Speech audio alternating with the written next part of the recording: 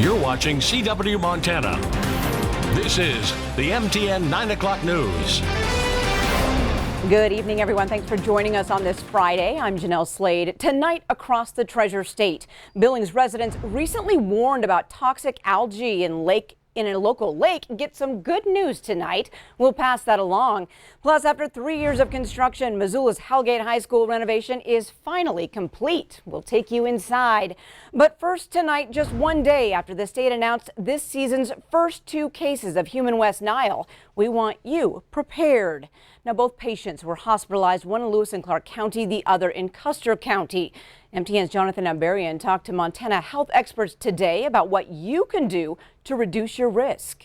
The Montana Department of Public Health and Human Services announced the state's first human cases of West Nile virus Thursday, one in Custer County and one in Lewis and Clark County. Both individuals went to the hospital. Lewis and Clark Public Health investigates all communicable diseases in the county, including West Nile. Last year, they reported 2 human cases. There was one in 2017. It's a possibility of every single year that it can show up here. Leaders say most people who are infected don't show any symptoms, but others, especially older people and those with compromised immune systems, can have a more serious form of the disease. There's a few that will have a fever-type illness with body aches and being really uncomfortable. And a very few end up with a severe form of the disease, which is like a meningitis or encephalitis. Anyone with severe headaches, joint pain, or similar symptoms should see a healthcare provider. Preventing mosquito bites is key to preventing the disease. Health leaders encourage people to use insect repellent and wear long sleeves and pants when going outside. And limit your activity around dawn and dusk when the mosquitoes that carry West Nile are most active. Draining standing water can help keep mosquitoes away. If you can dump them once a week and put fresh water in them, then you're going to eliminate any kind of mosquito breeding. Lewis and Clark Public Health says it's important for people in the county to be aware. The West Nile virus is in our mosquitoes, and when you're going out with this long weekend, take some precautions. In Helena, Jonathan Ambarian, MTN News. Now, health experts say it can take some time for people with West Nile to show symptoms, but they do expect more cases through October. Well, in the Flathead Valley, more parents are choosing to not have their kindergartners vaccinated for measles. A health department supervisor in that area says the county should have around a 95% vaccination rate. The current percentage, 87.7.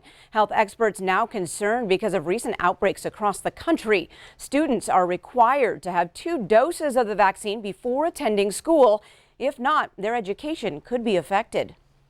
If we were to have a measles case in a school in Flathead County, any of those kids that are under-vaccinated, they're not up to date with their measles vaccine, they will be required to be out of school until the outbreak in that school is declared over, which at a minimum can be 21 days.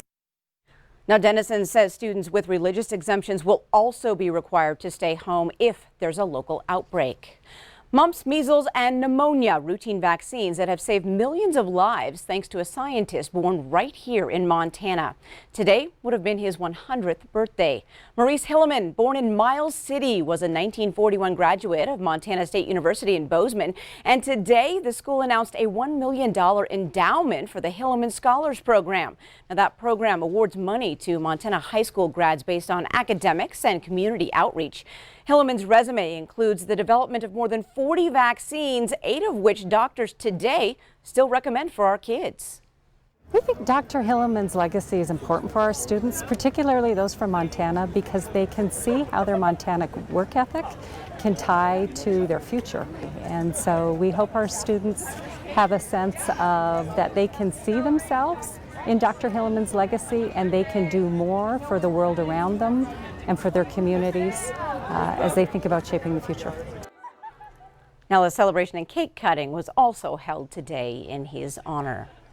3 men killed in a plane crash south of St. Ignatius yesterday were en route to a mission trip. Now, the men from Evansville, Indiana, died after their plane struck a power line and crashed upside down in a hayfield. A church member at First Christian Church told the Courier Press that the victims were on their way to Pine Haven Christian Children's Ranch in St. Ignatius to help make some repairs. The Federal Aviation Administration and the Lake County Sheriff's Office are now investigating. Well, last week, Fish, Wildlife and Parks issued a toxic algae warning for Lake Elmo in Billings. Well, today, tests brought back some good news. Blue-green algae was spotted in a small spot on Lake Elmo, and when it blooms, it can give off toxins. But tests show no toxins in Lake Elmo. Caution signs will come down this weekend, and the water is now safe for people and pets. The Montana Department of Health and Human Services says the blue-green algae bloom looks like pea soup, grass clippings, or green latex paint. And experts say if you see that somewhere else in the state, stay out of the water. Well, an afternoon rain did not do much to help knock down the Mountain View fire burning northwest of Billings. Montana Department of Natural Resources and Conservation says tonight the 2,800-acre blaze is 25% contained. Although the light rain didn't douse flames, it did allow firefighters to better identify hot spots. No homes are currently threatened.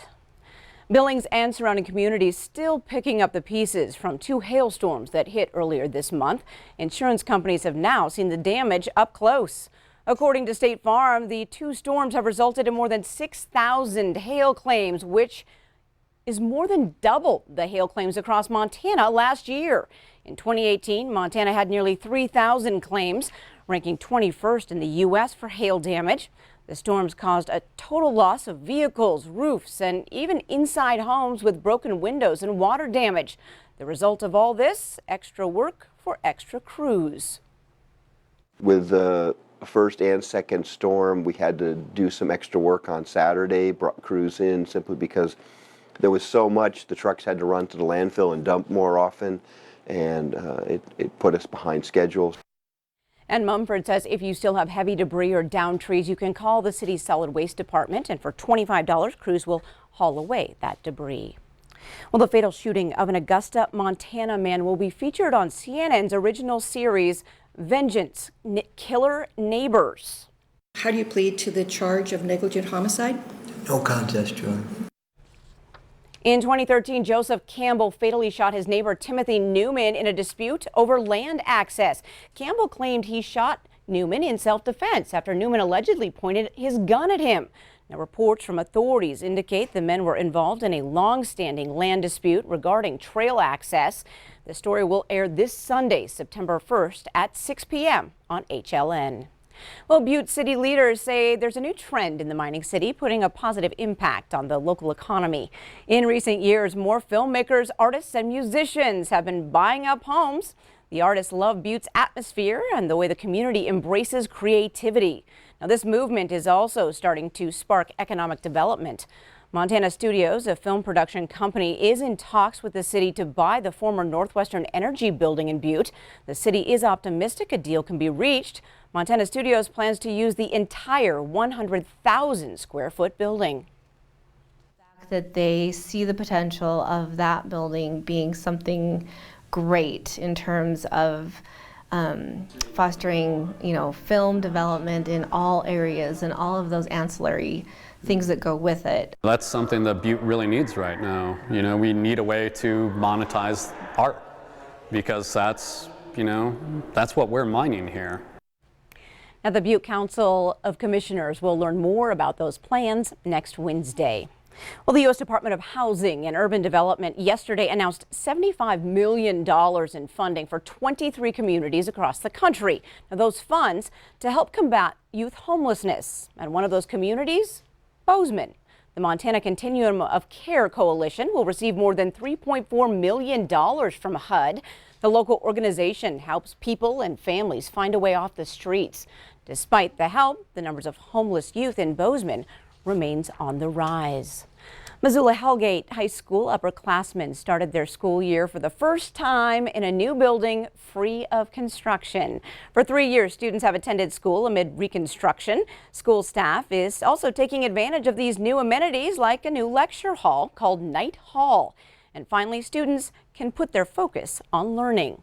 It's way better now this year. I mean, we would have 2 fire drills every month, I would say, and then be loud. Teachers would have to stop teaching. So yeah, it's great that we can finally get through a whole day, all my class periods where I can actually learn without having to be interrupted every single day. Still to come on tonight's MTN 9 o'clock news, a mammoth renovation. We take you to an 1889 National Hotel with a 2019 modern-day look. And Bob, how's our weather looking across the state? A few showers in southern Montana and also up in the western part of the state, but things are going to improve by the time the rest of the holiday weekend gets here. We'll tell you all about it coming up after the break.